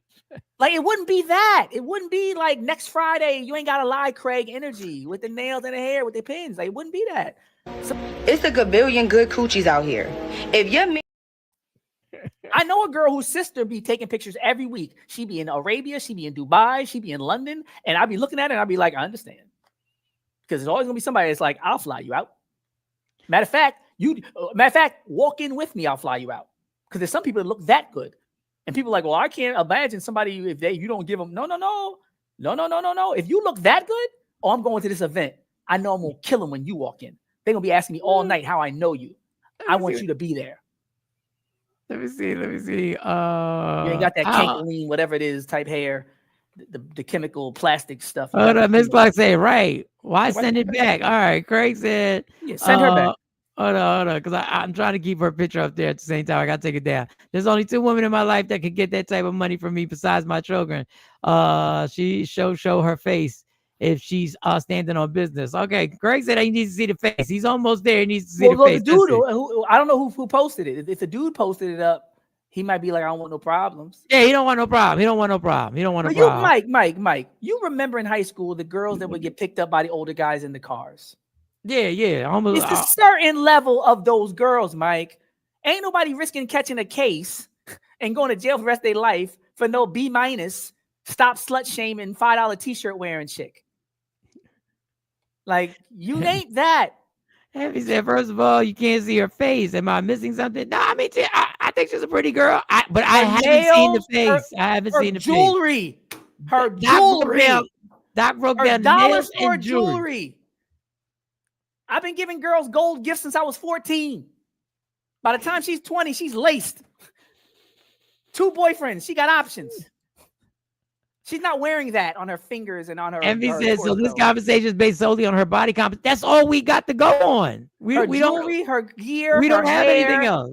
We just know that she sent back the 2,000 because she said I'm worth more. I don't know. The way she's talking. Hold up. Ready, Mike? You ready, Mike? You ready? You ready? You tell me if this sounds like a Harvard graduate. You tell me if this sounds like somebody who's been flown out a bunch of times already. All right. Thanks, but I'm gonna send it back. I just feel like we've been together way too long for me to only get $2,000 for my B-day. You spend that on food in a month, and I'm not being ungrateful. I just know my worth. Thank you. And she's dating a dude named Cavante. Okay, you always been sweet, but this nigga's really out here trying to spend a bag on me. That's what it's given. That's what it's given. It's not giving private school. It's not giving getting flown out. It's not even getting picked up from school with a girl, with a boyfriend with a car. It's giving standing on a bus stop sucking on a lollipop, a Fendi bag, and a bad attitude. That's what we it's used to giving. like that. We used to like that. It's all need to get me in a good mood. But let's like stop. We're just going by her face. No, we're not just going by her face.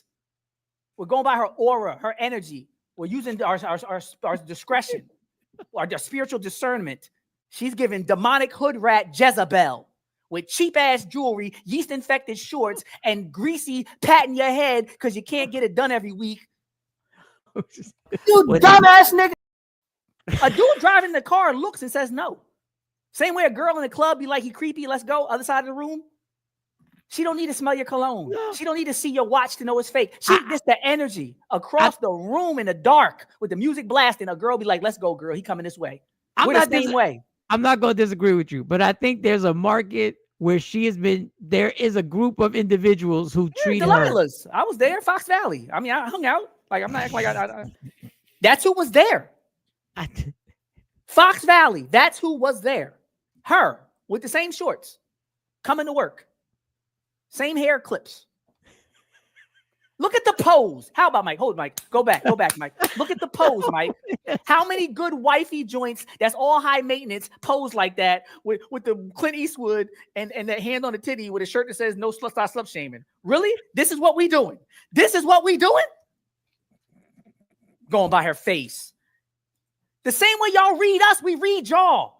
Because y'all read us, y'all can look at the way our shoes is turned up, the way our hairline is doing, the way we looked at you. You know, you just get a little vibe like, oh, it's giving cheap. It's giving unemployed. It's giving disrespectful to women. It's giving red pill. You can see it. And you can say, well, how do you know? All I did was say, do you want to drink? How do you know I'm a creep? I can't explain it. I don't need to explain it. I know what I know. There's somebody out in these streets saying it. What is you like that? But guess what? That bag ain't the bag she think. This might be the best bag she get, unless she gets some work done, unless that's what she's getting the bag for, to change who she is. Then she can get a bigger bag. She mine. What is you talking? But think about that. A girl in a club, music blaring across the room with smoke in the dark, will say to her friend, girl, don't turn around. Just come with me. He's coming this way. How does she know that? Shut up. She don't need to know. She don't need to break it down. She don't need to give a thesis. She got creep vibes. And his face could have been blurry too, Mike. His face could have been blurred by the smoke and all the flashing lights. But a girl will still tap her friend and say, girl, don't even turn around. And they'll be right. 9 times out of 10, a girl will know he's coming toward me or my friends. How do they know? I don't know. I'm not a creep. Listen, I get talk when I go up. Listen, I laugh at things that tickle me. I think the girl is cute. Now the pet. Now is cute. I said it. I said it. He said she. I think she's gotten attention. In a hood rat, don't a lot of dudes. Would you bring her to meet your mom, Mike? No.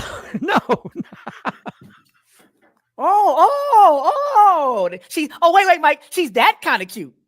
Yeah, I had some girls that kind of cute too, Mike. I had some girls I had a girl that was that kind of cute that had a toothbrush in the crib.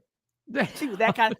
And when my mom came up, we had a conversation because she was very excited that my mom was coming, and I was very anxious and uncomfortable that my mom was coming. Because I said, if my mom sees that I'm laying up with this hood rat, she's gonna talk to me. So I got to figure out how to get this hood rat out the house and make it look like she don't live here.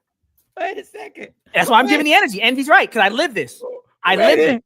Wait a second, it's story time. Wait a second, Joe. We got a story. Wait. No, for tell the story, I gotta tell why my mom was coming up. I can tell the story. I can tell the story. All right, we got a story. So he has. You want the real story? Okay, I got the full story. You want the full story? No. So this lady right here, this young lady right here. Now she's young, so number one, I'm not critiquing. I think she's a pretty girl in past life, in my late 20s, early 30s. I think she would have got the attention. Now I'm not disagreeing with everything Doc said. We all the attention. But Doc has a story of somebody who reminds him of this person. And I think this might be the reason why this has got his energy. Yeah, I'm so invested. I'm emotionally invested. He's invested. So Doc, let's go, Doc. Let's go. Yeah, because okay, but let's run down this list. Let's run Go down ahead, this list. Doc. Go ahead, Doc. If you don't think your shorts and your nails and your jewelry and your hair and your speech and the way you pose and you carry your body, your mannerisms, speak, and you don't realize that 80% of communication is nonverbal and there's auras and spiritual discernment and energies and all that, even in your posture and in your words, then there's nothing to discuss. The real tragedy would be if I did look at her face and judged her. So the fact that I don't even see her face means I'm looking deeper. I'm looking at other things. I'm reading energy because I can't see her face. So actually, this is a deeper analysis because the shallow analysis would be, oh, look at her face. She must be civilized. Oh, look at her face. She must be high. No, I'm saying I can't even see her, but what am I getting from her? What's she giving off? So I had this joint and I got in some trouble, facing a couple felonies. And my mom had to come because I told them that I didn't need a lawyer. And I was dumb because I did need a lawyer. And we just talked today about things that could happen when somebody lies, right? So right. I told my family that I didn't need a lawyer because I didn't do it. And my family basically didn't listen to me and went and got me a lawyer. They boxed me out the equation at that point, basically said, this nigga's on some Tupac nonsense and we're going to get him a lawyer. So the day my mom told me I got the lawyer, I had to go see the lawyer. My grandmother paid for the lawyer. I went, got my defense ready. And my mom said, I'm coming down for the court hearing. Oh, shit. So my mom's going to meet me at court. So the girl wake up. She's like, oh, your mom's coming. I said, your mom's coming down. Good luck today. I'm just like, yeah, make sure you go to class. Cause she's like, oh, you don't want me to go to court with you? No. They're going to be there. That's the first one, don't go to court. Don't go to court. So my mom's at court. I wasn't gonna walk in there with her. It was like hustle and flow. When they, remember the white girl's like, I'll take care of you, baby. Like, I'm not doing it. The judge might have convicted me for that. She wasn't white, but she wasn't right. She wasn't white, but she wasn't right. Okay. The judge would have said, you look like you made poor choices. The judge said, I believe that you did this. Because I could see you the type of Negro to make poor choices. Someone's at your back door. Someone. Go ahead. And it's one thing to make a bad choice and know you wrong. When you make a bad choice, but you out there George Jefferson strutting like, yeah, this is my boo, that's a different type of delusion. A lot of us do some foul, shady, trifling stuff as men, but we don't broadcast it because we know it's foul, shady, and trifling. A person was detected. There's other dudes that be out here like, yeah, it is. It's my lady. And you'd be like, is that even a lady? Okay, but back to the story. Back to the story. Go ahead. You got to be in court at first thing in the morning. Right. They don't get to your case. They just tell you, come back after lunch. So we was there from like 9 to almost 1. They was like, things ran long. And so my friends are like, what do y'all want to do? We got like 2 hours or whatever, right? And I was like, let's go get something to eat. Right. I'm trying to stay out the house. My friend's like, no, we should go to the crib. Your mom's here. Just go to the crib. So I'm like, all right. I'm hoping the girl ain't at the crib. Oh my gosh. But other people lived at the crib. People said, we got to the house. I gave the shadiest introduction. I gave the most general, vague, that's my friend. I was like, hey, that's it. I think I just shouted her name. Like, that's so-and-so, that's so-and-so, that's so-and-so, that's my mom. No special, nothing. She looked like, here's my moment. She like gave her some extra hug and everybody's like, what's she doing? Right? But I would be lying if I acted like I didn't know exactly what I was getting. I'm taking him further. Ready? Hold on. Cut the music. Ready? Ready? Ready? Ready? You ready for the ending line? Wait. You ready for the true depth of this analysis? I knew exactly who she was before she turned around. In those jeans, I knew exactly what I was getting, and I wanted it. I parked the car. I hopped out. I jogged, right? I saw her walking from the back, and I said, I know what that's hitting for. We turned around as expected. As long as it wasn't going to be no shock, but she was like missing half her teeth. Whatever. We can work with that. Whatever. It's fine. Cute. But the cute thing was not the part. It was that stank walk. It was that energy. It was that. It was that little bit. It's a gabillion good coochies out here. If you're gabillion, right? It was that energy. She had all that. She might even use the word gabillion. Yeah. So needless to say, She got big dash. I need that broken English. I need you grabbing stuff out the air that ain't there. I need all this. Oh shit! All right. Everybody got a pass. Everybody got a pass. I used to think that was cute, but at the time, I got gold teeth with fangs and all this, and I'm catching felonies, so it ain't like I was better than her. I was on my level. I was getting what I Ashabu said trifling does have a vibe for sure. Yes, thank you, somebody. Thank you. Oh, you didn't see her. There's dudes that call girls and the girl be knowing. She didn't see him. A guy could text a girl. He'd be like, "Girl, look at this. It's creepy. You didn't see him. You didn't meet him." Oh man. Oh my God. All right, man. All right. Context clues. Hey, Mike. Do last one. Yeah. Me and you both got daughters. Right. Yeah. You know what the real litmus test is? Put the picture up back, please. For all my fathers out there. Yeah, all my fathers. Yeah. For all my fathers out there. Hold up. Let me. Do you care if she's giving off cute or not fathers? If that's your daughter, or is she giving off? Well, I don't want to slut shame, so I can't say that. But what is she giving off, fathers? If that was your daughter, are you talking to her after that picture goes up? Mm-hmm. Are you asking her to take it down? And if she says they can't see my face, are you okay with it now, or is there still a problem? There's a major problem here, and it's not your face. Your face is an irrelevant variable that could be changed with anything. The problem is the other stuff. Look at all that. Wow. Mr. T, $5. What's that? What's that? 5 Plus. What's that store called? Five Below. Five Below. Yeah, you got your nails and your jewelry from Five Below. All right. Look at them shorts. We saw a different side of Dr. Aaron Smith today. I would like to thank him for that. I didn't know he could. I owned it. When I was living like that, I owned it. I said to you, I caught some felonies. That's what I was on. When I met my wife, I told her, I think I was a week away from going to court because I had a hood rat in my life. And I met this girl who looked regular, who looked like a real person, a real woman that could meet my mom. So I remember I said to my friend that night, I said, man, I could marry her. When I met my ex-wife. I said first thing I said to her, I said, yeah, I got court next week. It's a badge of honor. What I do. I'm out here. You know what I'm saying? They try to, she's like, you go to court. I said, yeah, they got some felonies. I said, I'm going to beat it though. That was my first talk with my wife. So she should have saw the red flags. Because you was the male version of this bitch. Yes, that's me. Got some felonies out here. She didn't need to see my face. I was out there trifling. I was trying to get back in school because I got kicked out. I was facing felonies. Come on, man. I was trying to work at the radio station. Jay Black let me sleep on the floor. I was just not showing up to work for 2 weeks. And y'all was like, Fearless, I thought you got locked up. I was like, I did. Like, come on, man. But who was the women I had with me during that time that thought that was cute? That thought that was cool? That thought that was exciting and sexy? And you know what else I was able to do, Mike? I was able to blow a bag.